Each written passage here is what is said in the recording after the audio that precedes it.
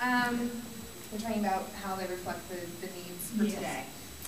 I think it's interesting because I think one of the big themes of our modern society is, especially in America, is the individual.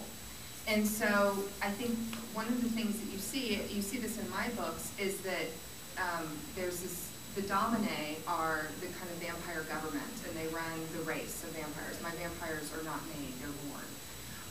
And so Sabina is kind of this anomaly.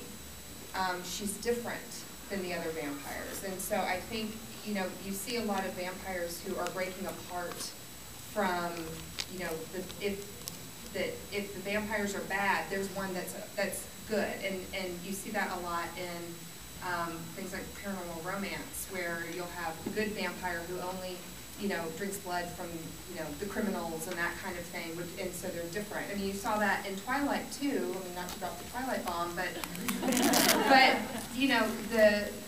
they were a different group that kind of were more humanized. But the rest of the vampires and the vampires they had conflict with did feed from humans, and I think that's interesting. It's an interesting difference from the traditional vampire as monster archetype, that we're seeing vampires with more human characteristics, and so we're able to relate to them on some level, and so they can become heroes, or they can become people we can root for, because they're, even if they're anti-heroes, they still have some characteristics that as humans we can relate to on some level. So. I'll be happy to chime in. Okay, it's my turn. There are a lot of interesting things that go on with writing about vampires. Of course, immortality, and to me that was a big part of the vampire mythos that I wanted to be sure that I kept, because the older I get, the better it sounds. I think about that all the time, and that's kind of scary, because sometimes I start thinking this stuff is real. I mean, you get so immersed in your stories, and you kind of hope that maybe it is something. But I digress. And I digress because I've got my legs wrapped around this table thing here.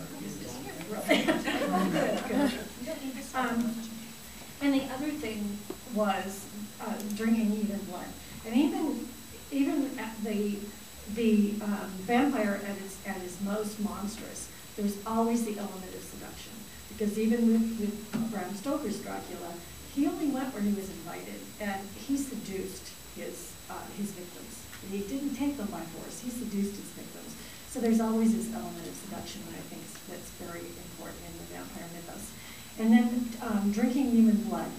I went around and around, because my protagonist is a vampire, and the heroine of the stories, I didn't want to make her a predator, and yet I thought it was important that she needed to drink human blood.